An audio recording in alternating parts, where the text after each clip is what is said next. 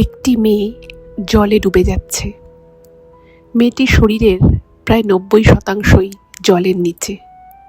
মেয়েটি শুধু মুখটুকু একটু দেখা যাচ্ছে, কিন্তু মেয়েটির সেই মুখে কোনো ভয় নেই, উৎকণ্ঠা নেই, বাঁচবার কোনো তাগিদও নেই। মেয়েটির চোখ দুটো খোলা, শান্ত এবং স্থির।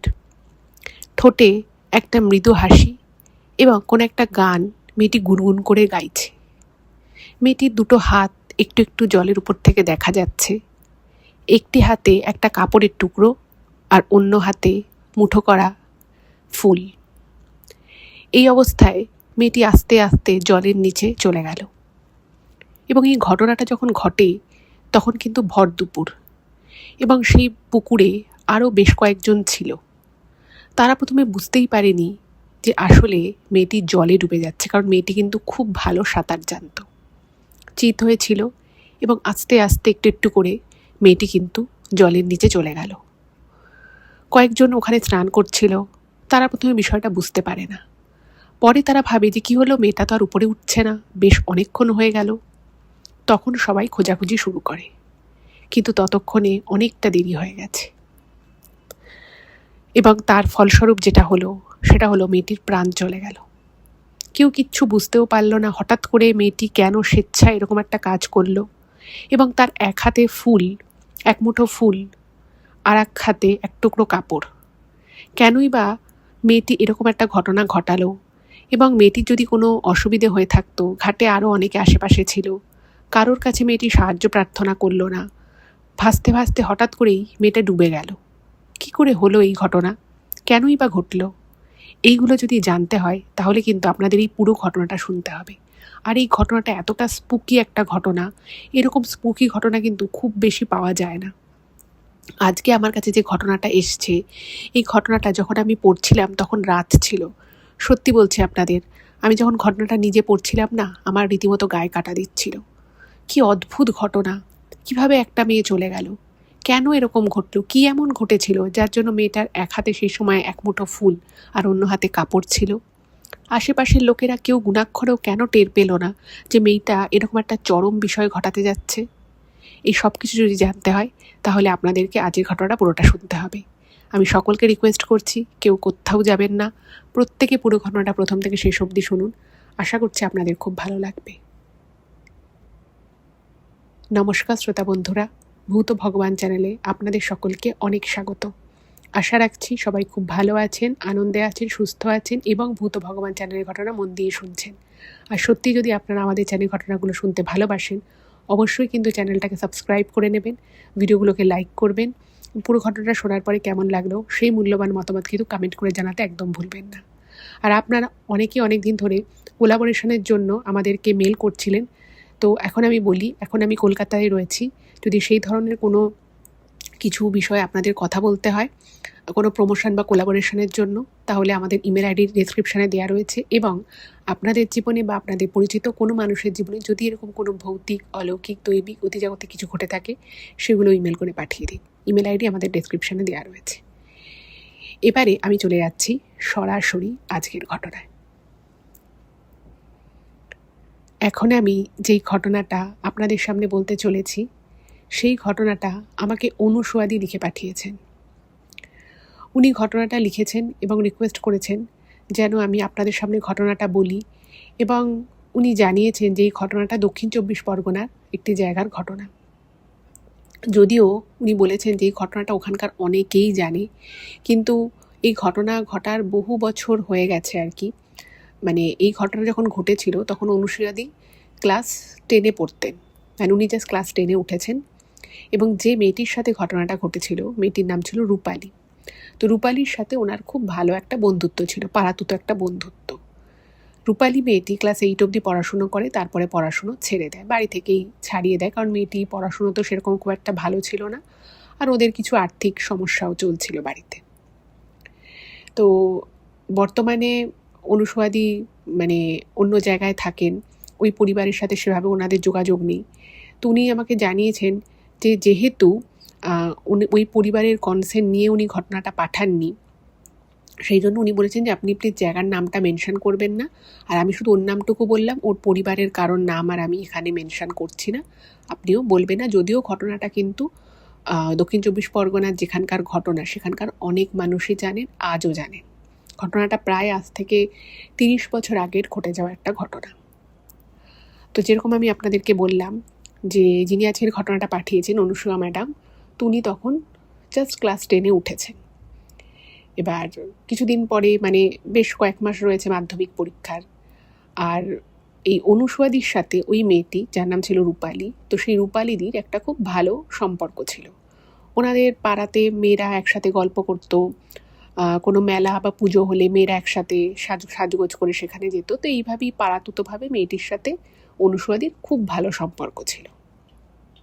এবার রূপালীদিদের যে ফ্যামিলি ছিল, যে মেয়েটির সাথে আর কি ঘটনা ঘটেছে, ওদের ফ্যামিলিটা একদম মানে নিম্নবিত্ত একটা ফ্যামিলি। ওরা 5 ভাই বোন, বাবা মা, দাদু ঠাকুমা, বড় পরিবার। এবার মেয়েটি পড়াশুনোয় খুব একটা মনোযোগী ছিল না, পড়াশুনো করতে অতটা ভালো লাগতো না। এবার অভাবও রয়েছে, তো বাড়ির লোক ভাবলো যে 2 দিন পরে তো মেয়েকে বিয়েই দিয়ে দেবো, তো ঠিক আছে মেয়েকে আর পড়াশুনো করাবো না। তো ওরা তখন যখন মেয়েটি 8-এ পড়তো, তো 8-এ পড়ার পরে ওরা আর মেয়েটিকে 9 ক্লাসে ভর্তি করে না, এবং মেয়েটি বাড়িতে সেলাই শিখতো, সেলাই করতো, আরও টুকটাক কাজকর্ম করতো, এবং যেরকম বান্ধবীদের সাথে গল্প করা, বাড়িতে রান্নাবাড়ি টুকটাক করা, এগুলো করতো। এবার যেটা উনি জানিয়েছেন যে ওই রূপালী মেয়েটিকে দেখতে খুব সুন্দর ছিল, খুবই সুন্দর ছিল, এবং ওকে পাড়ায় সবাই ওর মা বাবাকে বলতো যে রূপালী হয়তো পড়াশুনোয় অতটা ভালো নয়, কিন্তু ওর যা গুণ আর ওকে যা দেখতে, বলছে তোমরা একটু বড় হলে ওর জন্য এত ভালো ভালো সম্বন্ধ পাবে যে তোমাদের চিন্তা করতে হবে না। সত্যি মেয়েটিকে দেখতে খুব সুন্দর ছিল, তেমনি ভালো মিষ্টি ব্যবহার, সব কিছু খুব ভালো ছিল। এবার রূপালীর সাথে, সেই রূপালীদির সাথে অনুসূয়াদিত্য একটা খুব ভালো বন্ধুত্ব ছিল। এবার দিন কয়েক থেকেই অনুসূয়াদি খেয়াল করে যে এই রূপালী দি আর কি, ওই মেয়েটিটা মানে সবার সাথে যে খুব মিলেমিশে থাকতো, গল্প করতো, তো না একটুখানি আলাদা আলাদা থাকছে। কোনো দিন মানে হয়তো ওনাদের ওখানে একটা বেদি মতো ছিল, একটা গাছ ছিল, সেই গাছটাকে বাঁধারও করে একটা বেদি ছিল। তো বিকেলবেলা পাড়ার মেয়েরা ওখানে একটু গল্প করতো, তো সেখানে না মাঝে মধ্যে রূপালীদি আসতো না। এবার অনুসূয়াদি ভেবেছে যে ঠিক আছে হয়তো কোনোদিন হয়তো ওর শরীর খারাপ সেই জন্য আসেনি, বা কোনোদিন হয়তো ঘরে কোনো কাজ পড়ে গেছে সেই কাজটা করছে সেই জন্য আসেনি। কিছুদিন থেকেই ওই রূপালীদি একটুখানি নিজের মতো থাকছিল। এবার কেউ নিজের মতো থাকতেই পারে, সেটাতে তো কোনো অসুবিধে নেই। এবার যে সময় ঘটনাটা ঘটে সেটা ছিল এরকমই একটা বর্ষাকাল। তো বর্ষাকাল, এবং তার আগে মানে এই ঘটনাটা যেদিন ঘটে ঠিক তার আগে 2 দিন থেকে প্রচণ্ড আর কি বৃষ্টি হচ্ছে, মানে সারাদিন বৃষ্টি হয়ে যাচ্ছে। এবার ওরকম বৃষ্টির মধ্যে কোনো বাড়ির ছেলেমেয়েরা তো আর বাইরে, বিশেষত মেয়েদেরকে তো আর বাইরে পাঠাবে না যে তারা পুকুরে স্নান টান করবে। এবার যেদিনকার ঘটনা সেদিনের আমি কথা বলছি। প্রথমে আমি আপনাদেরকে ইনসিডেন্টটা বলে নিই অ্যাকচুয়ালি কী ঘটেছিল, তারপরে আমি তার আগে পরের ঘটনাগুলো বলছি, কারণ এটা কিন্তু একটা ভীষণ ইন্টারেস্টিং আর খুব স্পুকি ব্যাপার। আচ্ছা, যেদিনকার ঘটনা সেদিন সকাল থেকে মানে প্রচণ্ড মেঘলা ছিল আকাশ, কিন্তু অতটা বৃষ্টি হয়নি। এবার সেদিন অনুসূয়াদিও কী করতো, মাঝে মধ্যে ওই পাড়ার পুকুরে যেত স্নান করতে। এবার সেদিন উনি যায়নি, কিন্তু ঘাটে আরও মানে ওই যে পুকুর ঘাটে আরও কয়েকজন ছিল। এবার যে পুকুরের ঘটনা আমি বলছি সেই পুকুরটা কিন্তু অ্যাকচুয়ালি খুব বড় আর খুব ডিপ একটা পুকুর। এবং ওখানকার মধ্যে মানে ওখানের ওই অঞ্চলের মধ্যে সব থেকে বড় পুকুর ছিল ওই পুকুরটাই। এবার ওই পুকুরে অনেকে স্নান করতো, জামা কাপড় কাচতো, সবই হতো। এবার সেই সময় কয়েকজন ঘাটে স্নান করছিল। এবার রূপালীদিও আসে ভর দুপুরবেলা স্নান করার জন্য। এবার ওকে দেখে 2-1জন বলে কিরে কেমন আছিস, ভালো আছিস, এরকম টুকটাক বলেছে। এবার যারা দেখেছে ঘটনা, যাদের চোখের সামনে ঘটনাটা ঘটেছে, তারা যেটা জানিয়েছে যে অন্যান্য দিনের মতোই একটা গামছা নিয়ে ও পুকুরে ঘাটে নামে। এবার নামার পরে ও কী করে, ওই যে বললাম যে মেয়েটি কিন্তু খুব ভালো সাঁতার জানতো। আর দেখবেন যারা ভালো সাঁতার করতে পারে তারা কিন্তু জলে অনেকক্ষণ ভেসে থাকতে পারে, ডুব সাঁতার দিতে পারে, জলের নিচে অনেকক্ষণ তারা শ্বাস ধরে রাখতে পারে, এগুলো তাদের কাছে কোনো বড় ব্যাপার নয়। তো রূপালীদি হঠাৎ করেই পুকুরে নামে, এবং ওর যে গামছাটা ছিল সেটা ওই পুকুর ঘাটের ওখানটায় রেখে ও জলে নেমে যায়। নেমে ও জলে চিত হয়ে জলের মধ্যে কিছুক্ষণ ভেসেছিল। এবার সবাই ভাবছে যে ও মানে অনেকটা ভিতরে চলে গেছে, মানে পুকুরের বলা যেতে পারে প্রায় মিডিলে চলে গেছিল। সেখানে গিয়ে ওরকম করে স্থির হয়ে আছে। এবার ওকে ওইভাবে থাকতে দেখে না অনেকে ভাবছে যে বাবা ও এখন এত স্নান করছে কেন, কারণ তখন অতটা গরমও নেই। প্রচুর বললাম যে ওই 2 দিন ধরে খুব বৃষ্টি হচ্ছে, পুকুরের জল যথেষ্ট ঠান্ডা। এবার যারা প্রত্যক্ষদর্শী ছিল তারা দেখেছে যে ও ওরকম করে রয়েছে এবং ও একটা গুনগুন করে গান করছে। এবং যখন ও মানে যারা ধরুন ওরকমভাবে ভেসে থাকে তারা কিন্তু মাথাটাকে অনেকটা উপরে রাখে, কারণ মাথাটা ভারী, মাথাটা তো ওইভাবে সবসময় ভেসে থাকতে পারে না। তো তারা দেখে যে ওর মানে প্রায় নাকটুকু শুধু দেখা যাচ্ছে, মুখের যা ঠোঁটটুকু একটু উপরে রয়েছে এবং গুনগুন করে গান করছে। ওর চোখটা কীরকম স্থির হয়ে আছে, যেটা দেখে প্রথমবার মানে ওখানে যারা ছিল তাদের একটু সন্দেহ হয়। এবং ওর হাতে যে এক হাতে যে মুঠো করা এক মুঠো ফুল রয়েছে সেটা তখন দেখা যায়, আর অন্য হাতে একটা কাপড়ের টুকরো, এবং গুনগুন করে গান করছে। তো ওকে একজন ওখানে বলেও যে কিরে আর কত স্নান করবি, এবার বাড়ি যা, আর এত ডুবে আছিস কেন, জল তো যথেষ্ট ঠান্ডা আছে, এবার বাড়ি চলে যা, এরকম করে বলছে। এবার ওখানে যারা ছিল তারাও কাপড় কাচ্ছে, স্নান করছে, তারা তো আর কেউ বুঝতে পারেনি যে এরকম একটা কিছু মেয়েটার মধ্যে ঘটছে, মানে ওর ভিতরে কি চলছে। এবার এরকম করতে করতে দেখছি, গুনগুন করে গান করতে করতে দেখছি কিছুক্ষণ পরে দেখছে ওকে আর দেখা যাচ্ছে না জলের উপরে। অবভিয়াসলি জলের নিচে তো আছেই।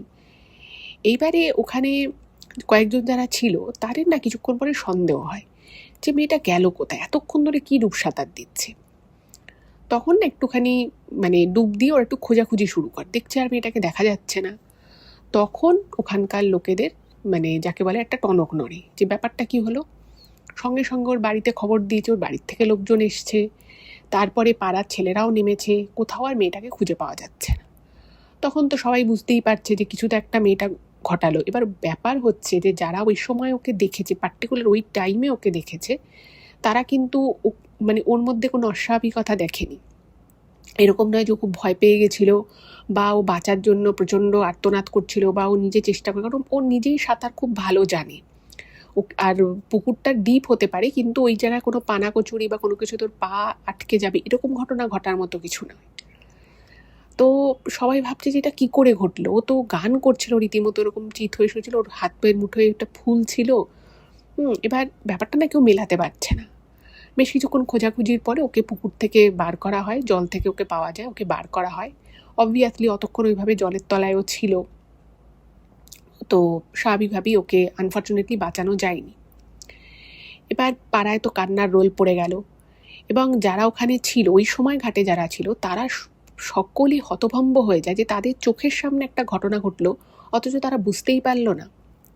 এবং ওই যে বললাম যে চোখে মুখে কোনো ভয় বলুন, কোনো মানে আর্তনাদ, বাঁচার কোনো চেষ্টা কিছুই ছিল না। নিজে থেকেই যেন শরীরটাকে ভাসিয়েই দিয়েছিল ডুবে যাওয়ার জন্য। এটা কি করে হলো, কেন হলো, কিচ্ছু বুঝতে পারে। বাড়ির লোককে সবাই জিজ্ঞেস করলো যে বাড়িতে কোনো অশান্তি ঝামেলা কিছু চলছিল কিনা। বলছে না, কোনো কিছু নয়, আমাদের বাড়িতে ওকে বকাঝকাও করা হয়নি, কোনো কিছু না। তো সমস্ত পাড়ার লোকেরা রীতিমতো শকড, এবং শুধু পাড়ার লোকেরা নয়, মানে ওদের পাড়া থেকে আরও দূরে দূরেও খবর ছড়িয়ে গেল যে এখানে একটা এরকম ঘটনা ঘটেছে। এবার ওকে যখন ওই পুকুরের থেকে যখন পুকুরের নিচ থেকে যখন ওকে তোলা হয়, তখনও কিন্তু ওর হাতের মধ্যে ওই ফুলগুলো ছিল। ওকে জিজ্ঞেস করা হলো ওর বাড়ির লোককে যে ও এভাবে ফুল নিয়ে কেন বাড়ি থেকে বেরিয়েছিল। ওর বাড়ির লোক বলছে আমরা কিছুই জানি না, ও শুধু বাড়ি থেকে বললাম আমি আজকে পুকুরে স্নান করব, তো বলে ও ঘর থেকে বেরিয়ে গেছে। আর এইভাবে পুকুরে স্নান করাটা কিন্তু খুব আনকমন ওদের ফ্যামিলিতে ছিল না। ওই যে বললাম অনুসুয়াদিও মাঝে মধ্যে যেতেন, তাই রূপালিদি তখন যে বাড়ি থেকে বেরিয়ে গেছিলো এটার মধ্যে বাড়ির লোক কোনো অস্বাভাবিকতা দেখেনি। এবং তখন বেরোনোর আগে কোথা থেকে ফুল নিয়েছে ও কোথা থেকে এক টুকরো কাপড় নিয়েছে সেটাও বাড়ির লোক কিছুই জানে না। এবং তারাও হতভম্ব, তারাও অবাক, তারাও খুব মানে শকে চলে গেল যে মেয়েটা কেন এরকম ঘটনা ঘটালো। কেউ কোনো দুর্ঘটনা কিন্তু এটা ঘটেনি, ও নিজে থেকেই এই কাজটা করেছে।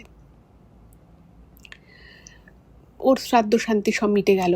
পাড়ার লোকেদের তো খুব মন খারাপ, এত ভালো একটা, এত সুন্দর একটা ভালো মেয়ে, কোনোখানে কিছু নেই, হঠাৎ করে মেয়েটা নিজের প্রাণটাকে ভাবে মানে বিসর্জন দিয়ে দিল। ওদের বাড়ির লোককে বারবার জিজ্ঞেস করা হচ্ছে যে কিছু কি হয়েছে, কোনো বকাবকি করা হয়েছে কিনা বা কোনো ঝগড়াঝাটি হয়েছে কিনা। ওর বাড়ির লোক বলছে না, কিচ্ছু নেই। শুধু ওরা একটা জিনিস বলে যে কিছুদিন যাবৎ ও কিন্তু একটু একলা সেরে হয়ে গেছিলো। মানে ওই যে বললাম যে ও বিকেলবেলা যেমন পাড়াতেও এসে বাকি মেয়েদের সাথে গল্প করা বা তাদের সাথে একটু সময় কাটানো এগুলো যেমন করতো না, ঠিক সেরকমই ও কিন্তু বাড়িতেও সেম জিনিসটা করছিল। বাড়িতেও কিন্তু কিছুদিন যাবৎ ও সবার থেকে একটু আলাদা আলাদা থাকতো। ও খেতে চাইতো না, ও বলতো যে খাবারটা রেখে দাও, আমি পরে খাবো। তো সবার সাথে খেতেও না, এরকম একটু হয়ে গেছিল। কিন্তু তার সাথে এই বিষয়টার ওরা কোনো লিঙ্ক খুঁজে পাচ্ছে না, কারণ ওরা ভেবেছিল যে ঠিক আছে মেয়ে বড় হচ্ছে, হয়তো কিছু একটা ওর মধ্যে চেঞ্জ হচ্ছে বা হয়তো ওর ভালো লাগছে না। ওর বাড়ির লোক কিন্তু ওকে কিছু বলেনি তার জন্য যে কেন এরকম করছিস বা কিছু। আর বাড়িতে ওর মা বলছে যে আমরা কখনো ওকে কোনো কিছু জোর করতাম না। ওর যখন ইচ্ছে হতো একটু রান্না করতো, রান্না করতো। কখনো ইচ্ছে হলো ওকে বলতাম যে এই কাজটা একটু করে দে, ও করলে করতো। যদি বলতো না মা করতে পারছি না, মাও কিছু বলতো না। তাই তারাও বুঝতে পারছে না যে এই মেয়েটা এত হাসি খুশি সুন্দর মিষ্টি একটা মেয়ে কেন শুধু শুধু এভাবে নিজের প্রাণটা পুকুরে দিয়ে দিল।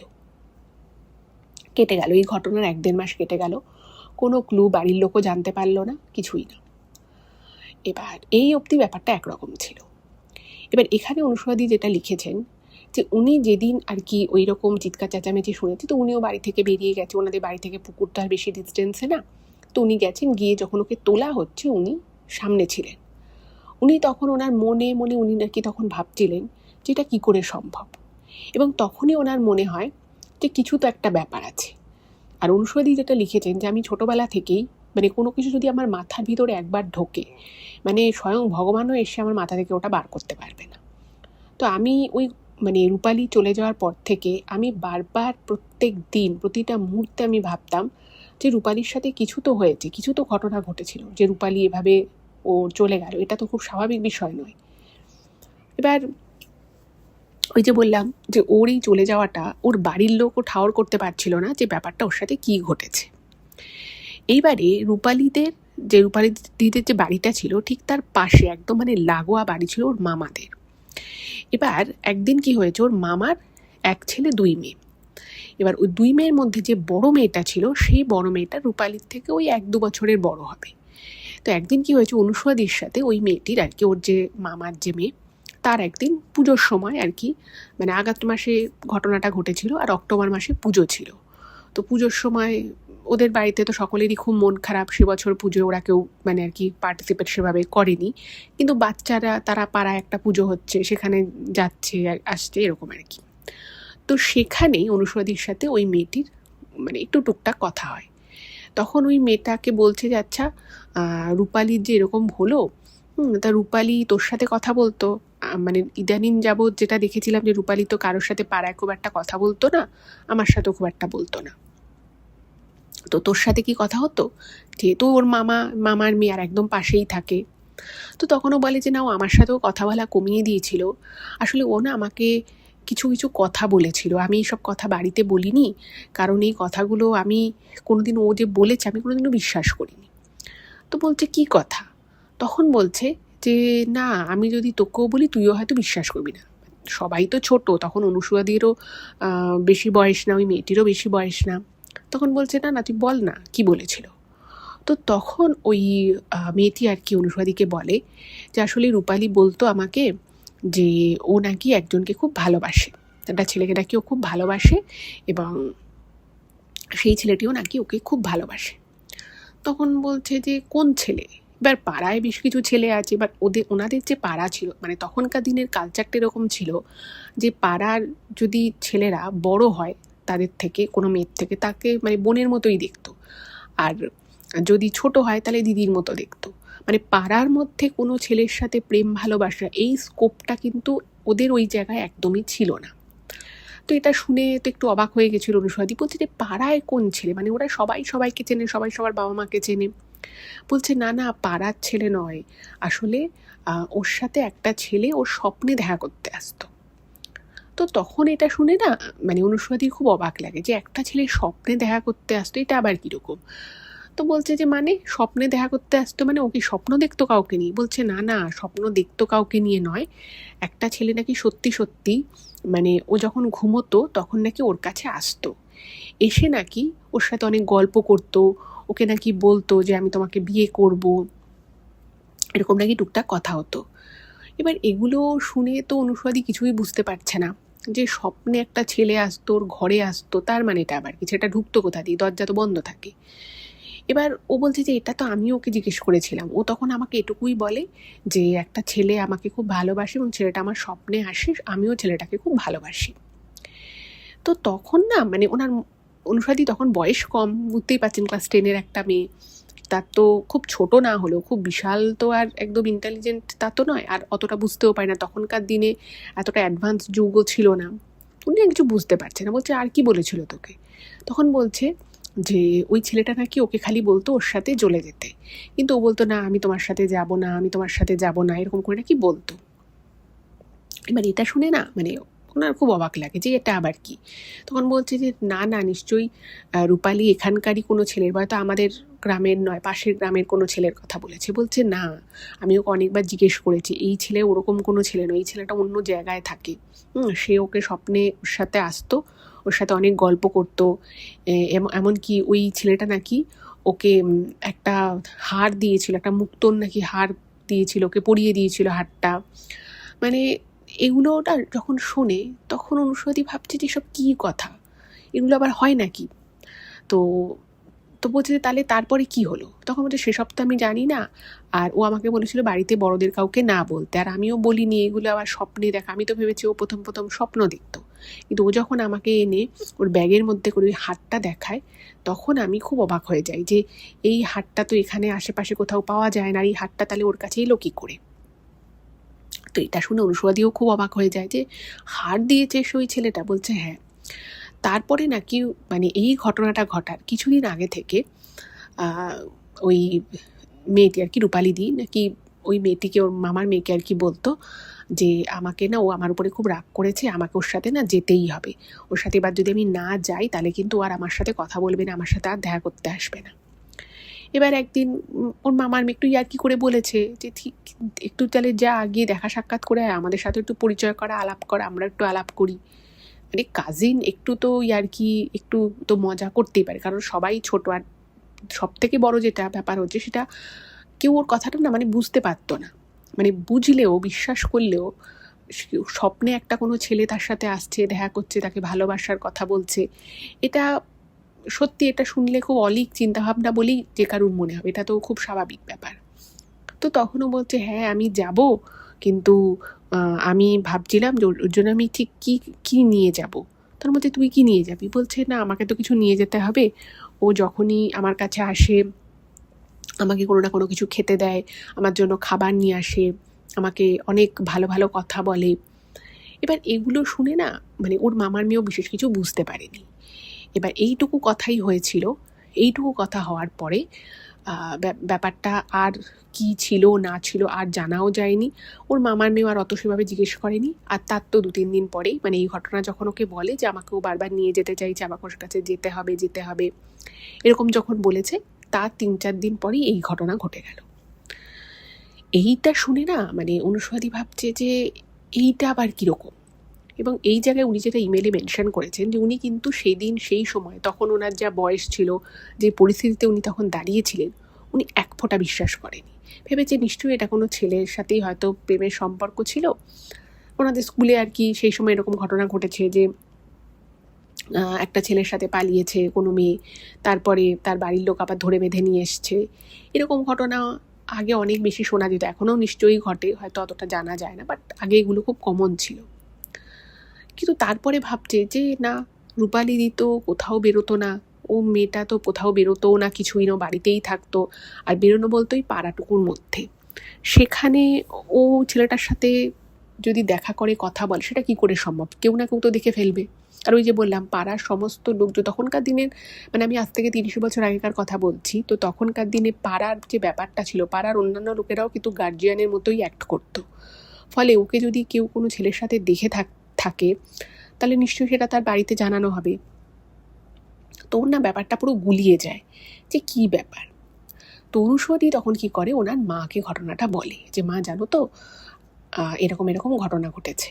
তো ওনার মা শুনে বলতে তোকে এসব কথা কে বললো? তখন উনি বলেছে যে ওর পাশে যে ওর মামার মেয়ে থাকে সে আমাকে, বড় মেয়েটা আমায় বলেছে। বলছে ওর বাড়ির লোক জানে? বলছে না না, ওর বাড়ির লোককে জানায়নি, তখন বলছে, এভাবে এই কথাগুলো তোর বাড়ির লোককে জানাতে পারতো। আর ওর মাও না ব্যাপারটা ঠিক ঠাউর করতে পারছে না যে স্বপ্নে একটা ছেলে কি করে দেখা করতে আসতে পারে। তো তখন ওরা ভাবলো যে ঠিক আছে, ওর বাড়ির লোক যখন জানে না, মেয়েটাও চলে গেছে, আর এসব নিয়ে কথা বাড়িয়ে কোনো লাভ নেই। আর যে কথাগুলো বলেছে সে কথাগুলোর খুব বেশি ভিত্তিও কেউ খুঁজে পাচ্ছে না, যেটা আবার কীরকম গেল।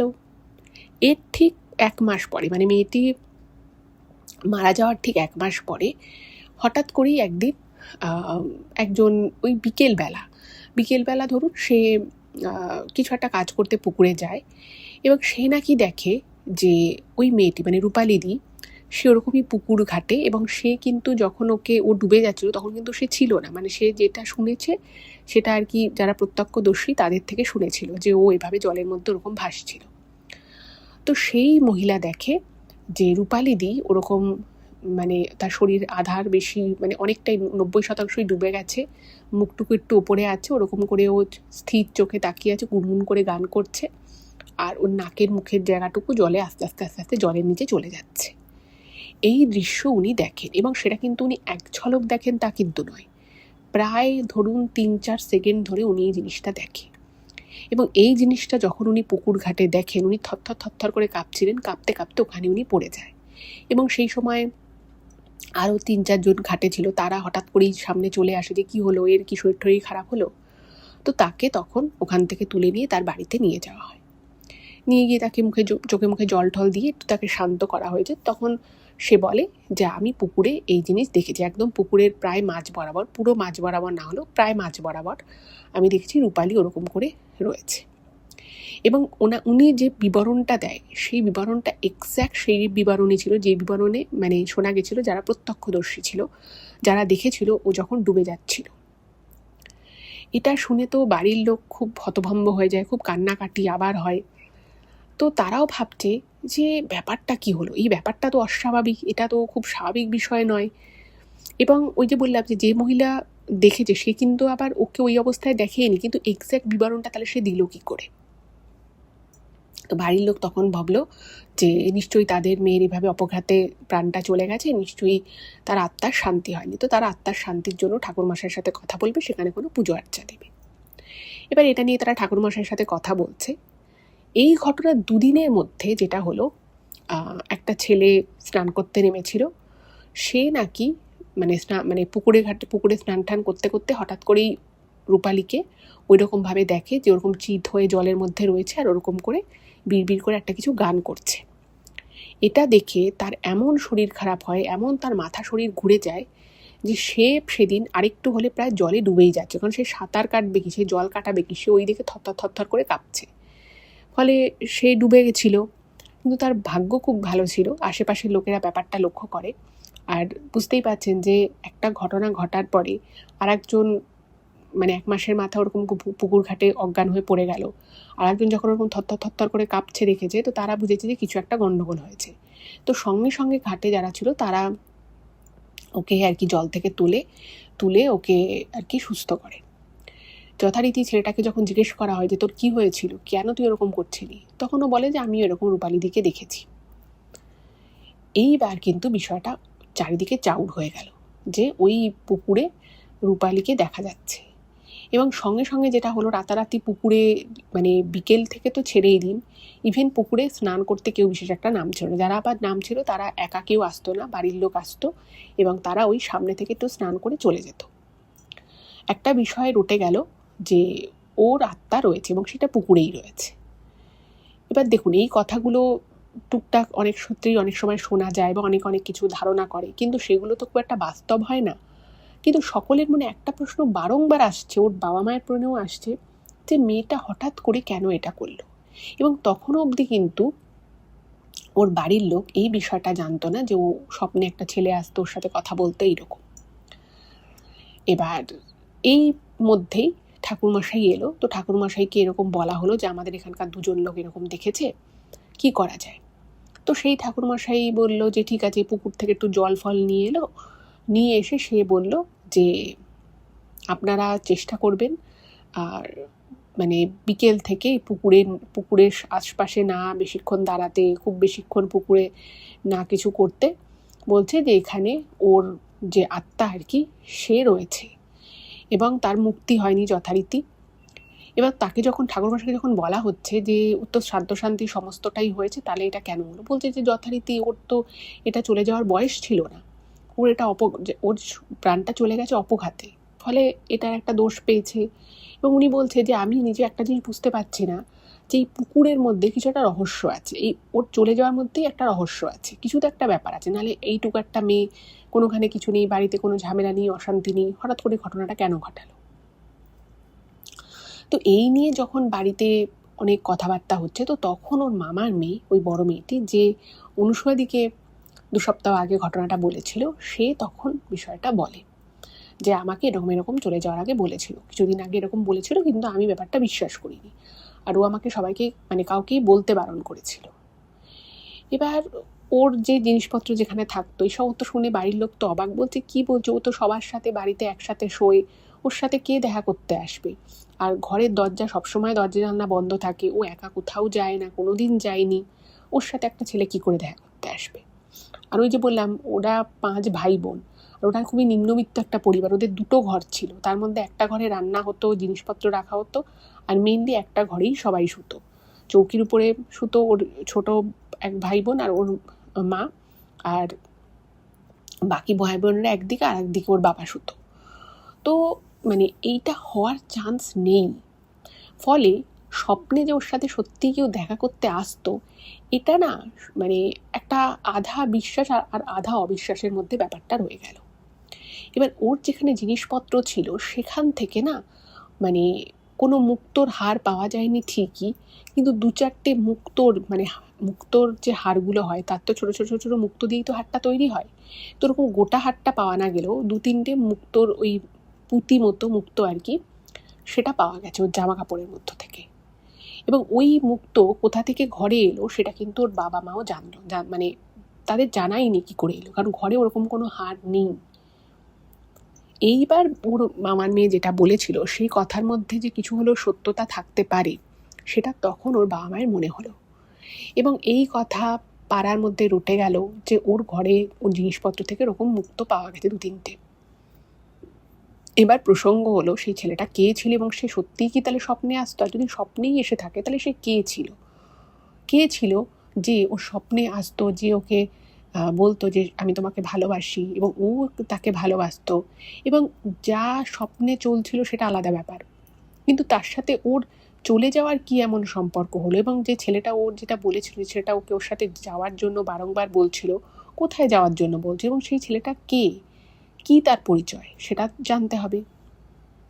এবার যিনি ঠাকুরমশাই যাকে আর কি আনা হয়েছিল, তিনি তখন বললেন যে এটা আমি করতে পারবো না, মানে আপনি বললেন যে দেখুন আমি এখানে একটা পুজো করে দিতে পারি, কিন্তু তাতে বিশেষ কিছু লাভ হবে না, হয়তো কিছুদিনের জন্য সব কিছু ঠিকঠাক থাকতে পারে, কিন্তু মানে কেন ব্যাপারটা ঘটেছে, মেয়েটার সাথে এক্স্যাক্ট কী হয়েছে, সেটা যতক্ষণ না জানা যাবে ততক্ষণ কিন্তু ওকে এখান থেকে মুক্ত করা যাবে না। এবং এটাও বলে দেয় যে পুকুরে কিন্তু আবারও কেউ এরকম জিনিস দেখতে পারে, এবং তাতে অন্য কারোর মানে পরোক্ষভাবে কোনো ক্ষতিও হয়ে যেতে পারে, কারণ হঠাৎ করেই ভয় পেয়ে কেউ জলে পড়ে যেতে পারে, তার সেখানে কোনো হানি হয়ে যেতে পারে। এবার পাড়ার লোক, বাড়ির লোক সবাই খুব অবাক যে কী ব্যাপার, তাহলে কী ঘটনা ঘটেছিল, বোঝার তো কিছুই যাচ্ছে না। এবারে এর প্রায় 3-4 দিন পরে একদিন হঠাৎ করে, মানে পুকুরটা ছিল বিশাল পুকুর, এবার পুকুরের পাড়ে অনেকটা ঘাট মতো জায়গা, তার পাশাপাশি সব বাড়ি রয়েছে। হঠাৎ করে রাতের বেলা আশেপাশের লোকজন পুকুরের জলে খুব আওয়াজ পাচ্ছে, মানে জলে যদি কেউ মানে দাপিয়ে দাপিয়ে সাঁতার কাটে, জলের যেরকম আওয়াজ হবে এক্স্যাক্ট সেরকম আওয়াজ মানে লোকেরা পাচ্ছে।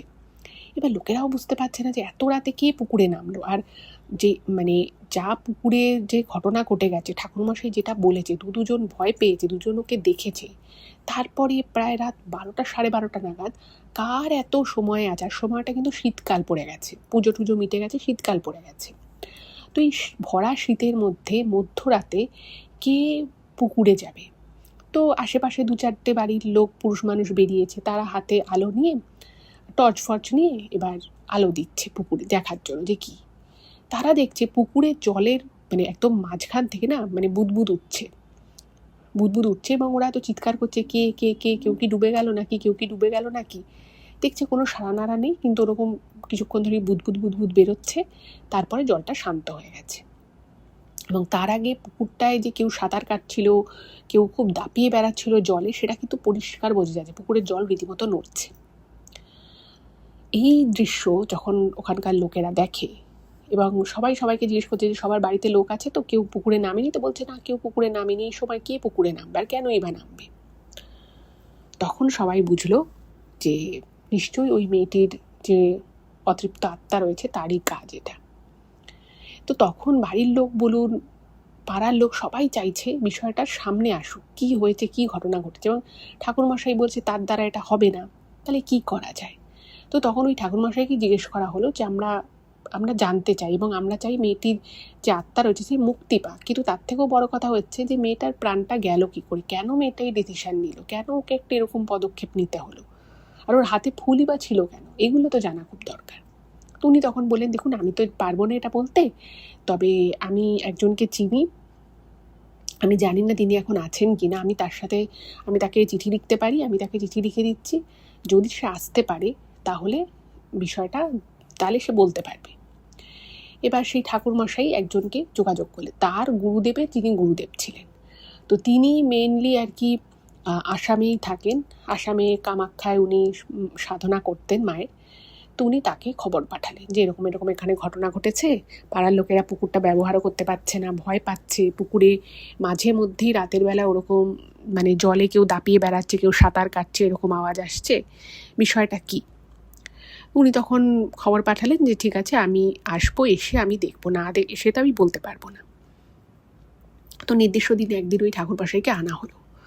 তো তিনি তো মহান শক্তির অধিকারী, একদম কামাখ্যা সিদ্ধ একজন ব্যক্তি, পণ্ডিত ব্যক্তি। তো তিনি যখন এসে উনি প্রথমে বলে যে আমি পুকুরের কাছে যাব। তো ওনাকে পুকুরের কাছে নিয়ে আসা হলো। তো উনি পুকুরের জল একটু বাহাতে তুলে কিছু একটা মন্ত্র বলে উনি জলটাকে ফেলে দিলেন। এবং সেই সময় ওই ঘাটের ওখানে অনুসুয়াদির মা উপস্থিত ছিলেন।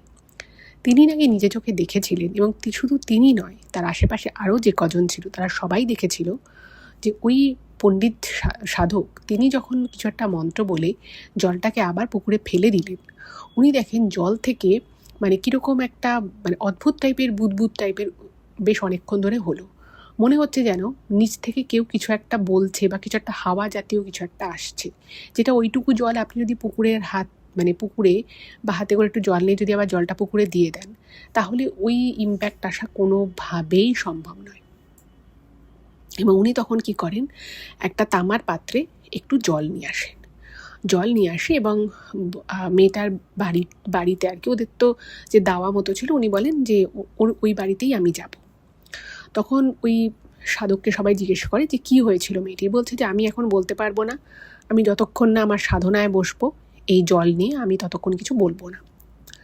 উনি যথারীতি মেয়েটিদের বাড়িতেই সাধনা শুরু করলেন, এবং প্রায় 2-3 ঘন্টা চলার পরে উনি প্রথম বলেন যে ওর অতৃপ্ত আত্মা সত্যিই বলছে ওই পুকুরের নিচেই আছে, তার মুক্তি হয়নি, এবং শুধু ও আছে তাই নয়, আর একটা আত্মাও আছে। এবার সকলের তো শুনে খুব অবাক, মেয়েটার আত্মার কথা বলছে তাও মানা যায় যে মেয়েটার একটা অপঘাতে তার প্রাণটা চলে গেছে, সেটা হতে পারে, কিন্তু আর একটা কে আছে, আর একটা কোন বিদেহী থাকতে পারে, কেনই বা থাকবে? তখন উনি বলেন, আস্তে আস্তে কি উনি সাধনার বিভিন্ন আর কি স্টেজে উনি যান, এবং একটা করে বিষয় উনি জানতে পারেন। তো যেটা উনি জানান সেটা হচ্ছে যে ওই পুকুরের নিচে একটা ছেলে, অর্থাৎ একটা পুরুষ মানুষেরও আত্মা রয়েছে। তো বলছে যে ওরা ওখানে ঘর বেঁধেছে, পুকুরের নিচে ওরা ঘর বেঁধেছে, এবং ওরা কারোর হয়তো কোনো ক্ষতি করবে না, কিন্তু ক্ষতি হতে পারে কারোর, ওরা হয়তো জেনে বুঝে কারোর ক্ষতি করবে না, কিন্তু এটা থেকে কারোর ক্ষতি হতে পারে। তো মেয়েটার বাবা মা তো প্রচণ্ড কাঁদছে, বলছে যে কী ব্যাপার, আপনি একটু খুলে বলুন, আমার মেয়েটা কেন এরকম করলো? তখন বলছে যে তোমার মেয়ের উপরে একজনের নজর পড়েছিল, এবং যে দেখুন, আমাদের যেমন একটা মানুষদের যেমন একটা ওয়েভলেন্থ আছে, মানুষদের যেমন একটা জীবন আছে, তেমনি বিদেহীদের মধ্যেও কিন্তু কিছু কিছু এরকম থাকে যাদের হয়তো সেভাবে মুক্তি হয় না, বা যারা হয়তো একটা আলাদা ওয়েভলেন্থে থাকে, কিন্তু তাদেরও অনেক সময় কাউকে ভালো লাগে। তো তো বলছে তাদেরই মধ্যে এরকম একজনের ওকে ভালো লাগে, এবং ও এই যে ওর মামার মেয়েকে বলেছিল না যে ওকে স্বপ্নে একটা ছেলে আসে, ওকে খুব ভালোবাসে, ও তাকে খুব ভালোবাসে, এটা কিন্তু একদম সত্যি কথা ছিল। তো কোনোভাবে ওর সাথে মানে দেখুন, একটা বিদেহী বিদেহী বলুন বা সূক্ষ্মদেহী বলুন, যারা যে এন্টিটিগুলো রয়েছে, তারা কিন্তু চট করে মানুষ বা মানব জাতির যে ওয়েভলেন্থ, তারা যে জায়গায় থাকে তার সাথে কিন্তু সহজে কানেক্ট করতে পারেন, এটা কিন্তু কখনোই হয় না। কিন্তু তাহলে এই মেয়েটার ক্ষেত্রে কেন হলো? তো সেটার উত্তরে যেটা ঠাকুরমশাই বলেছিলেন, তিনি বলেন যে কিছু কিছু মানুষ আছে, কিছু কিছু মানুষ আছে, তাদের মধ্যে বিশেষ কিছু লক্ষণ থাকে। দেখবেন কিছু কিছু লোক অনেক কিছু আগে থেকে বুঝতে পেরে যায়, অনেক কিছু আগে থেকে ওদের না ফিল করতে পারে, তারা আর একটা অন্য মানুষ, তারা কিন্তু সেম নয়। তো এই মেয়েটার মধ্যে একটা বিশেষ ব্যাপার ছিল, সেটা হচ্ছে ওর আশেপাশে অনেক কিছু দেখতে পেত, অনেক কিছু বুঝতে পারতো। এবার যখন মেয়েটির মাকে এই কথা বলে, তখন মেয়েটির মা কাঁদতে কাঁদতে বলছে, হ্যাঁ এটা ঠিক কথাই, ও ছোটোবেলা থেকেই কোনো একটা জায়গায় যদি ও যেত, সেই জায়গাটা যদি ওর ভালো লাগতো না, বারবার সেখান থেকে চলে আসতে চাইতো এবং বলতো আমি ভালো লাগছে না আমার, আমি যাব না। আবার কিছু কিছু জিনিস ও হঠাৎ হঠাৎ করেই নাকি বাড়িতে বলে দিত, এবং সেটা কিন্তু পরবর্তী ক্ষেত্রে হয়েও যেত।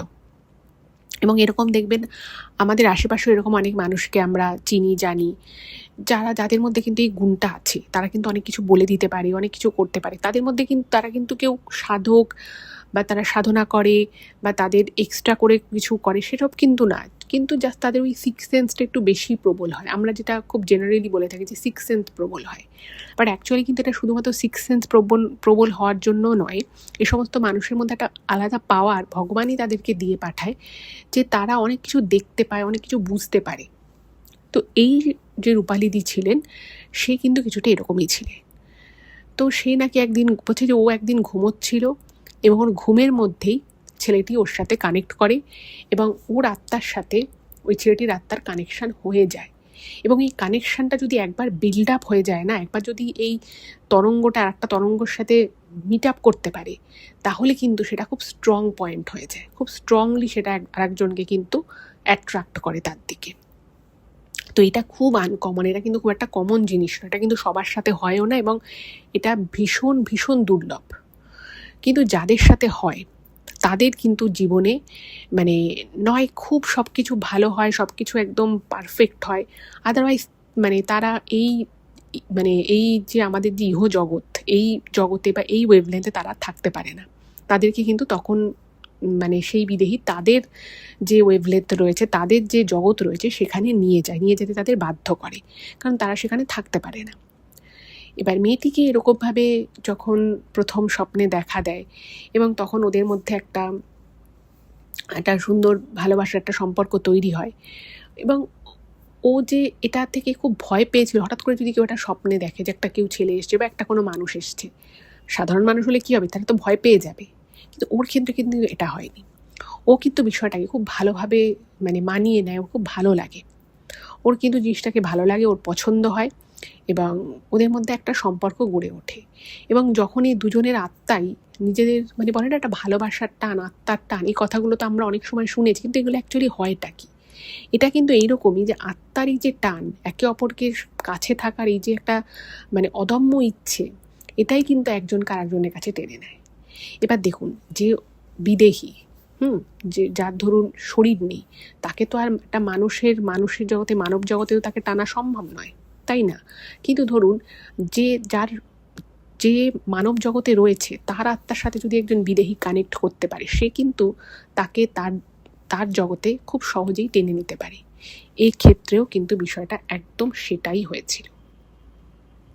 খুব স্বাভাবিকভাবেই মেয়েটির মা যখন এই সমস্ত কথা শোনেন, উনি প্রচণ্ড কান্নাকাটি করতে থাকেন, এবং উনি বলেন যে আমি যদি একবারও টের পেতাম এগুলো, তাহলে আমি আমার মেয়েটাকে অন্তত বাঁচাতে পারতাম।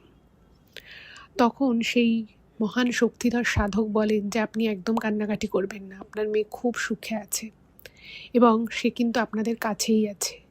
তখন সবাই অবাক যে মেয়ে সুখে আছে, কাছে আছে মানে? তখন উনি বলেন যে এই যে পুকুরটা রয়েছে, মানে ওই দক্ষিণ চব্বিশ পরগনার যে জায়গার কথা আমি বলছি, সেখানে ওই যে বিশাল যে গভীর পুকুর, উনি বলছেন যে আজ থেকে বহু বছর আগে এই পুকুর যেখানটা ছিল, সেখানে একটা নাকি মানে খুব প্রতিপত্তিওয়ালা একটা রাজার বাড়ি ছিল। বলছে একটা সময় ছিল এইখানে প্রচুর জমি জায়গা ছিল, অনেক বিশাল বড় তার বাড়ি ছিল, প্রাসাদ ছিল, এবং পরবর্তীকালে যেমনভাবে কালের নিয়মে সব কিছু ধ্বংস হয়ে যায়, তারপরে আবার নতুন করে যখন সব কিছু হয়, এই জায়গাটা একটা বিশাল পুকুর হয়েছে, এবং সেই পুকুর কিন্তু আজও আছে। উনি বলেন যে এই পুকুরের অনেক নিচে ওদের সংসার রয়েছে, এবং বলছে যে এখানে ওই ছেলেটা এবং আপনাদের মেয়ে তারা কিন্তু খুব সুখে শান্তিতে রয়েছে, কিন্তু এইখানে তারা বেশি দিন আর থাকতে পারবে না হয়তো। তো এই কথাগুলো শুনে তো মানে ওরা কেউই কিছু বুঝতে পারছে না যে কেন এরকম হচ্ছে, কী জন্য হচ্ছে। তখন স্বাভাবিকভাবেই সবাই জিজ্ঞেস করেছে যে ছেলেটি আসলে কে। তখন উনি বলেন যে আপনারাও হয়তো অনেক সময় পরী বা অ্যাঞ্জেলের কথা শুনে থাকবেন। এদেরকে আমরা যদি খুব স্বাভাবিক ভাষায় বা সাধারণ ভাষায় বলি, তাহলে বলা যেতে পারে কোনো ভালো আত্মা, যারা মানুষের ভালো করে, ভালোর জন্য থাকে, এবং তারা কিন্তু ভগবানের অংশও হয়, ভগবান হয় মানে তারা ভগবানের আশীর্বাদ ধন্য হয়। তো তাদেরও কিন্তু একটা সংসার থাকে, তাদেরও কিন্তু একটা আলাদা জগৎ থাকে। বলছে যে এই ছেলেটি কিন্তু সেরকমই কারোর ছেলে, এবং এই ছেলেটি যখন এই মেয়েটিকে দেখে তখন তার খুব ভালো লাগে, এবং তারা খুব সুখে শান্তিতে এখানে সংসার করছে। কিন্তু বিষয় হচ্ছে এই মেয়েটির যেহেতু এভাবেই প্রাণটা চলে গেছিল, কিন্তু সেক্ষেত্রে মেয়েটির কিন্তু একটা মুক্তি দরকার। মানে ওর তো শ্রাদ্ধ শান্তির কাজ, নর্মাল শ্রাদ্ধ শান্তির যেরকম কাজ হয় সেরকম তো হয়েছিল, বাট সেটা হলেও মেয়েটির কিন্তু সেই অর্থে মুক্তি হয়নি। তো তখন বলছে তাহলে কী করা যেতে পারে। বলছে যে ওর একটা মুক্তির জন্য একটা আমাদেরকে যজ্ঞ করতে হবে, একটা পুজো করতে হবে, এবং সেই পুজোর মাধ্যমেই আমরা ওর শান্তি কামনা করব, এবং ও যাতে খুব ভালো করে থাকতে পারে, ওর যাতে এই যে জীবনটাও পেয়েছে সেটাই যেন ও সুখী হয়, সেইটাই আমরা প্রার্থনা করব। তো তখন বললো যে এই পুজো তাহলে কী করে কী করতে হবে, আমরা তো কিছুই জানি না। তো তখন ওখানে ঠাকুরমশাই ওই মেয়েটির বাড়িতেই একটা পুজোর আয়োজন করে, এবং উনি বলেন যে এই পুজো যতদিন না হচ্ছে, মানে ওই একদিনে আর কি পুজোটা হবে, বলছে সেই দিন পুকুরে কেউ যেন স্নান করতে না যায়, কেউ যেন কোনো রকম কোনো বাসন কোসন না মাজে, পুকুরে থেকে জল না তোলে। বলছে যে কোনো রকম কোনো এঁটো কাটা কিচ্ছু ফেলা যাবে না পুকুরে, একটা দিন যেদিন ওই পুজোটা হবে। এবং উনি বলেন যে পুজো মানে বরং কেউ পারলে, মানে মেয়েটির বাড়ির লোক কী বলে যে আপনারা সন্ধেবেলা একটা প্রদীপ আর ধূপকাঠি মানে পুকুর ঘাটে দিয়ে আসবেন। এবার ওরা তো বললো ঠিক আছে। তো পরের দিন ভোরবেলা থেকে সেই পুজো শুরু হলো, এবং সেই পুজোর মূল উদ্দেশ্যই ছিল মেয়েটির আত্মার শান্তি দেয়া, এবং যাতে সে ছেলেটির সাথে মানে মেয়েটির মানে একদম কোনো রকম কোনো অসুবিধে ছাড়াই ভালোভাবে যাতে তারা সংসার করতে পারে তাদের জগতে গিয়ে। কারণ ছেলেটি তো এই জগতের নয়, আর যখন কোনো একজন বিদেহী একজন কোনো আত্মার সাথে যখন নতুন করে তাদের জীবন শুরু করে, তখন কিন্তু যেহেতু মেয়েটার এইভাবে মৃত্যু হয়েছিল, ওরা কিন্তু ওদের যে জগৎ সেই জগতে পুরোপুরি যেতে পারছিল না, কারণ মেয়েটির কিছু পিছু টান রয়ে গেছিল। তো সেই পিছু টানটাকে কাটানোর জন্যই কিন্তু মেনলি পুজোটা করা হয়েছিল। এবং এই পুজোতে অনুষাদি যেটা লিখেছেন যে ওনার মাও গেছিলেন, এবং সেই পুজোয় পাড়ার কয়েকজন যায়, সবাই দেখছিল যে ওই পুজো ঘর থেকে করে একটা বড় কুলোয় করে কিছু জিনিসপত্র উনি মানে যিনি ঠাকুরমশাই ছিলেন তিনি পুকুরের জলে ফেলছিলেন, এবং অদ্ভুতভাবে ওই পুকুরে কিন্তু যে মাছ ফাছ থাকতো বা খুব নোংরা পুকুর তা কিন্তু নয়। পুকুরের যেই মাত্র এই জিনিসগুলো ফেলছিল আর মাঝখান থেকে জল বুদবুদ বুদবুদ করে অনেকক্ষণ ধরে উঠছিল, এবং অনেক উঁচুতে জল উঠছিল, মনে হবে যেন কোনো প্রাণী রীতিমতো রয়েছে সে জলটাকে হাত দিয়ে দিয়ে ওরকম করে উছলে উছলে ফেলছে। এবং এই জিনিস কিন্তু ওখানকার অনেকেই দেখেছিল সেদিনের সেই ঘটনা। তো এই পুজো খুব ভালোভাবে সম্পন্ন হয়। ভালোভাবে সম্পন্ন হওয়ার পরে যিনি ঠাকুরমশাই ছিলেন তিনি বলেন যে সব কিছু ঠিক হয়ে গেছে। তাও মা তো মেয়ের মা, সে তো প্রচণ্ড কান্নাকাটি করছে। তো তাকে উনি বলেন যে আপনি একদম কাঁদবেন না, আপনার মেয়ে খুব ভালো আছে এবং খুব ভাগ্যবতী। কিন্তু তার তো খারাপ লাগে, তার তো কষ্ট হয়। তো ওনাকে নাকি তখন বলেছিল যে আপনার এই মেয়ে, আপনি তো এত কষ্ট পাচ্ছেন, আপনার এই মেয়ে আপনার কাছে ঠিক ফিরে যাবে, এবং আপনি আপনার জীবদ্দশাতেই কিন্তু সেটা দেখবেন, এই বলে। এবং তারপর থেকে পুকুরে আর কখনো কেউ কোনো কিছু দেখেনি। তো সেই মানে ওই যিনি মারা গেছিলেন তাকে যে বললাম যে 2-3 জন দেখেছিল ওরকম করে জলে চিত হয়ে ভাসতে, বিড়বিড় করে কিছু একটা বলতে বা গান করতে, এই জিনিস আর কেউ তারপর থেকে কোনো দিন দেখেনি। এরপরে বেশ অনেক বছর কেটে যায়। তো এখানে অনুষাদি লিখেছেন যে উনি 4-5 বছর আগে লাস্ট উনি বাপের বাড়ি এসেছিলেন। তো উনি তখন শুনেছিলেন যে ওই মেয়েটারা তো অনেকগুলো ভাই বোন ছিল, তো ওর যে দাদা ছিল সেই দাদার নাকি একটা মেয়ে হয়েছে, এবং সেই মেয়েটিকে দেখতে কিন্তু হুবহু ওই মেয়েটির মতোই, মানে রূপালী দিদিকে যেরকম দেখতে ছিল একদম এক্স্যাক্ট ওনার দাদার মেয়ে সেরকমই দেখতে হয়েছে। এবং ওনার মা এখনও বেঁচে আছেন, এবং উনি তখন নাকি কাঁদতে কাঁদতে সবাইকে বলেছিলেন যে দেখো আমার মেয়ে আমার কোলে আবার সত্যি ফিরে এসেছে। আর তাকে দেখতে শুনতে তার সমস্ত কিছু কিন্তু রূপালীদির মতোই ছিল একদম। এবং এত বছর পরে হলেও সেই সাধকের কথা কিন্তু একেবারে অক্ষরে অক্ষরে ভুলে গেছিল। তো সত্যি আমার কিন্তু ঘটনাটা ভীষণ রকমের অদ্ভুত লেগেছে। আমি বিশ্বাস করি আপনাদেরও ঘটনাটা খুব অদ্ভুত লেগেছে এবং কোথাও হয়তো একটু ভালোও লেগেছে। তো এটাই ছিল আজকের ঘটনা। এই ঘটনাটার পরে আমি আপনাদেরকে একটা ইমেল পেয়েছি, সেই ইমেলটা এবার আমি পড়ে শোনাচ্ছি। এই ইমেলটাও কিন্তু বেশ ইন্টারেস্টিং। আপনারা তো জানেনই যে এই ইমেল সেগমেন্টে যেহেতু অনেকেই তাদের বর্তমান কোনো সমস্যা নিয়ে ইমেল করে থাকে, তো সেই জন্য আমি এই সেগমেন্টটায় কারোর নাম নিই না। তো যথারীতি এক দিদিভাই ইমেল করেছেন। উনি আমাদের চ্যানেলের ঘটনা মন দিয়ে শোনেন, খুব ভালো লাগে সেটাও জানিয়েছেন। তো উনি যেটা লিখেছেন সেটা হচ্ছে যে ওনার হাজবেন্ড, ওনার একমাত্র মেয়ে এবং ওনার শ্বশুর শাশুড়ি, এই নিয়ে হচ্ছে ওনার সংসার। তো ওনার শ্বশুর শাশুড়ি এই মানে বছরে ধরুন 4 থেকে 5 মাস ওনাদের কাছে থাকে।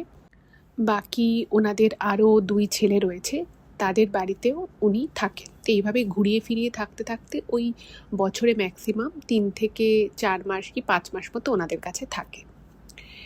এবারে উনি যেটা লিখেছেন যে যখন ওনার শ্বশুর শাশুড়ি বাড়িতে আসেন তখন ওনার হাজবেন্ড একদম অন্য রকমের বিহেভ করে ওনার সাথে এবং ওনার বাচ্চার সাথে। আবার যখন ওনার শ্বশুর শাশুড়ি অন্য জায়গায় চলে যায়, মানে অন্য কোনো ছেলের কাছে চলে যায়, তখন কিন্তু আবার ওনার হাজবেন্ড মানে অন্য রকমের বিহেভ করতে থাকে। এবারে অন্য রকম বলতে উনি যেটা পরে লিখেছেন যে ওনার শ্বশুর শাশুড়ি যখন আসে তখন ওনার হাজবেন্ড ওনার সাথে খুব বেশি কথা বলে না, কথা বললেও খুব রুড হয়ে খুব রাগি রাগি একটা ভাব নিয়ে কথা বলে। বাচ্চার সাথেও যেটুকু দরকার সেটুকুই কথা বলে, তার বাইরে একটা কথাও বলে না। বাড়িতে খুব বেশিক্ষণ থাকতে চায় না, মানে অফিসে আগে চলে যায়, ফিরতেও দেরি করে। আবার কোনো কিছু বললে শুনতে চায় না, কীরকম একটা সবসময় যেন মনে হয় একটা খুব অশান্তির মধ্যে রয়েছে, অথচ বাড়িতে হয়তো কোনো ঝগড়াঝাটি অশান্তি কিছুই হয়নি, বাট এরকম একটা বিহেভিয়ার করে। এবং আবার যখন ওনার শ্বশুর শাশুড়ি থাকে না তখন কিন্তু একদম আবার নর্মাল, মানে উনি অফিসে যে টাইমে যাওয়া সেই টাইমেই যান, যত তাড়াতাড়ি সম্ভব অফিস থেকে যতটা কাজ করে ফেরা যায় সেই টাইমে ফেরেন, ওনার সাথে স্বাভাবিকভাবে কথাবার্তা বলে, বাচ্চার সাথে অনেকটা বেশি সময় কাটায়, এইগুলো আর কি হয়। তো উনি এই জিনিসটা লক্ষ্য করেছেন বিগত 2 বছর ধরে। তার আগে কিন্তু বিষয়টা এরকম একদমই ছিল না, সেটা উনি জানিয়েছেন।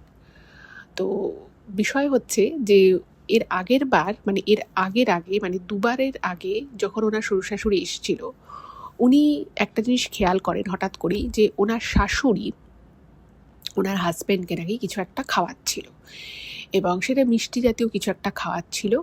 এবং ওনার হাজব্যান্ড প্রথমে খেতে চাইছিল না, তারপরে বলছে মা হাতে করে দিচ্ছে খাবি না, এরকম করে বলে খাওয়াচ্ছে। এই অবধি ব্যাপারটা ঠিক ছিল, কিন্তু উনি যে মুহূর্তে ঘরে ঢোকেন সেই মুহূর্তে ওনার শাশুড়ি মা হাতের মধ্যে মিষ্টিটা নিয়ে লুকিয়ে ফেলেন। এই জায়গাতে যে দিদিভাই ইমেলটা করেছেন ওনার একটু সন্দেহ হয় যে আমার ছেলেকে সে মিষ্টি খাওয়াতেই পারে মা, তাতে তো কোনো সমস্যা নেই, কিন্তু আমাকে দেখার পরেই উনি কেন হাতটা সরিয়ে ফেলতে চাইলেন বা কিছু একটা লুকোতে চাইলেন বলে এটা কেন এটা উনি করলেন, এই বিষয়টা উনি বুঝতে পারেন না। যথারীতি উনি ওনার পরে যখন হাজব্যান্ডকে জিজ্ঞেস করে যে তোমাকে কি মা কোনো কিছু খাওয়াচ্ছিল, তখন প্রথমে ওনার হাজব্যান্ড অস্বীকার করে, বলে যে না সেরকম কিছু নয়। পরে যখন উনি আরেকটু চেপে জিজ্ঞেস করেন যে দেখো আমি কিন্তু দেখেছি তোমার মা কিছু একটা তোমায় খাওয়াচ্ছিলেন, এবং উনি আমাকে দেখিয়ে হাতটা লুকিয়ে ফেলেন। তো তখন নাকি হঠাৎ করেই মানে ওনার হাজব্যান্ড প্রচণ্ড রেগে যায় ওনার উপরে, বলে যে তুমি কি লুকিয়ে লুকিয়ে এগুলোই দেখছিলে, মানে ব্যাপারটা আর কি উনি একটু অন্যরকমভাবে নিয়ে নেন। মা কি পারেন না তার ছেলেকে কিছু খাওয়াতে? তো তখন স্বাভাবিকভাবে উনি বলেছেন, হ্যাঁ নিশ্চয়ই পারে, কিন্তু লুকিয়ে কেন? সেটা তো আমার সামনেও হতে পারতো। আর উনি যদি তোমাকে মিষ্টি খাইয়েও থাকেন, তাতে আমার খারাপ লাগবে কেন? আমার কনসার্ন হচ্ছে যে উনি ব্যাপারটা লুকোলেন কেন, এটা আমি জানতে চাইছি। এবং সত্যি কথা বলতে কি, আমার দিক থেকে যদি আমি বলি, আমি কিন্তু এটার মধ্যে কোনো ভুল দেখছি না। একজন স্ত্রী এটা তার স্বামীকে জিজ্ঞেস করতেই পারে, তার শাশুড়ি মাকে জিজ্ঞেস করতেই পারে। তো তখন ওনার হাজবেন্ড বলে যে হয়তো একটা মিষ্টিই ছিল, উনি আমাকেই খাওয়াতে চেয়েছিলেন, তাই হয়তো তোমাকে দেখে লুকিয়েছে। বাট এই কথাটা বলে ওনার হাজবেন্ড বেরিয়ে চলে যায়। কিন্তু এই অ্যান্সারটা ওনার কিন্তু মোটেও ভালো লাগে না, কারণ ওনার কোথাও মনে হয় যে যে অ্যান্সারটা ওনার হাজবেন্ড ওনাকে দিলেন সেটা কিন্তু সাফিসিয়েন্ট নয়, এর পরে অন্য কোনো ব্যাপার থাকতে পারে।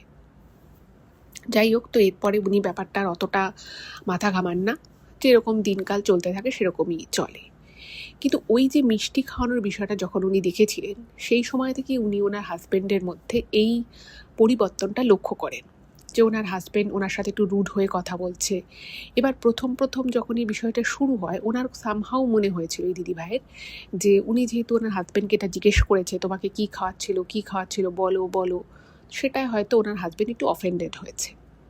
কিন্তু উনি যখন দেখেন যে সেম জিনিসটা, মানে সেম এই রুড বিহেভিয়ারটা, কিছুটা রুড বিহেভিয়ার আর কি, ওনার বাচ্চার সাথেও করছে ওনার হাজব্যান্ড যখন ওনার শ্বশুর শাশুড়ি থাকছে, তখন কিন্তু উনি প্রতিবাদ করে এবং বলে যে তুমি বাচ্চার সাথে ভাবে কেন কথা বলছো। উনি কিন্তু তার কোনো সদুত্তর দিতে পারে না। এবং তারপর থেকে উনি খেয়াল করছে যে যখনই ওনার শ্বশুর শাশুড়ি আসে, মানে এই যে 4-5 মাস ধরুন টোটাল থাকে, সেটা কিন্তু টানা নয়, মানে 1 মাস থাকলো চলে গেল, আবার 1 মাস এসে থাকলো চলে গেল, আবার 1 মাস এসে থাকলো, এরকমভাবে সাইক্লিক অর্ডারে থাকে।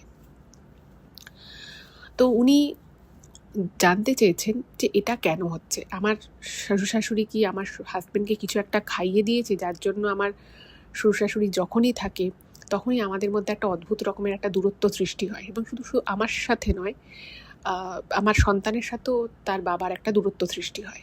কিন্তু যখন আবার আমার শ্বশুর শাশুড়ি চলে যায়, তখন কিন্তু বিষয়টা আবার আস্তে আস্তে 3-4 দিনের মধ্যে নর্মাল হয়ে যায়। কিন্তু সেই নর্মাল বিষয়টা বেশি দিন টেকে না, বেশি দিন সেটা স্টে করে না, কারণ আবার ঘুরে ফিরে 1-1.5 মাস পরে যখন আবার আমার শ্বশুর শাশুড়ি আসে, তখন আবার যে কে সেই হয়ে যায়।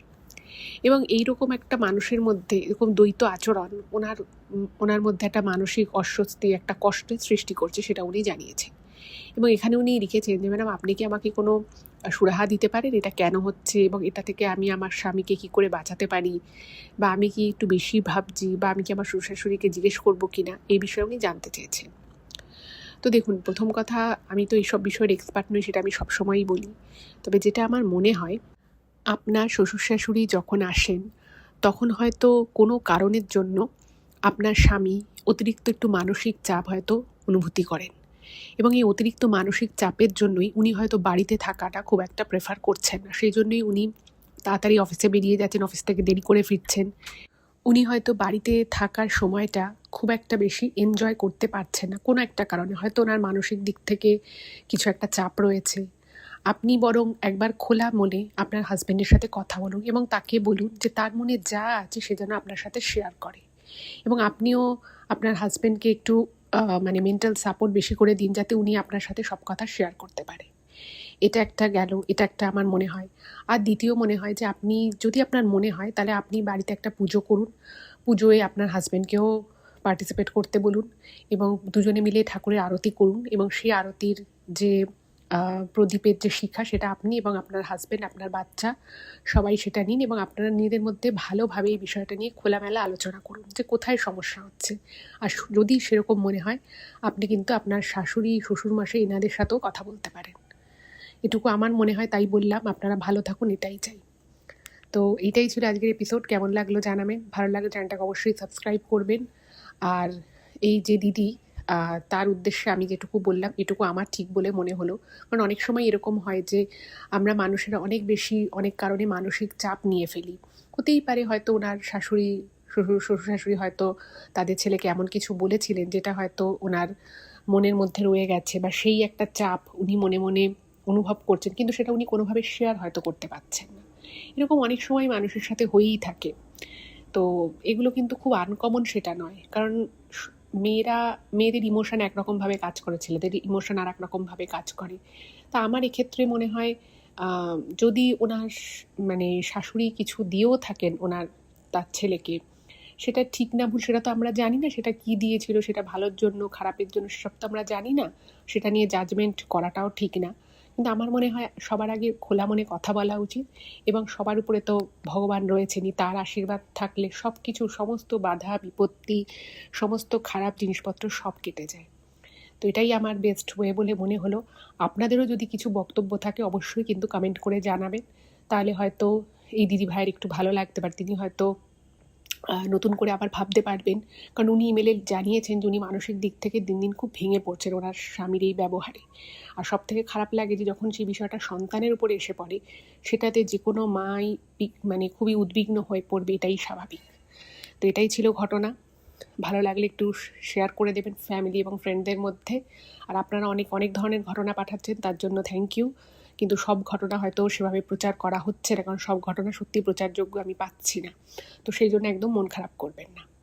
আজকের এপিসোড এ পর্যন্তই, দেখা হবে আবার পরের এপিসোডে। নমস্কার।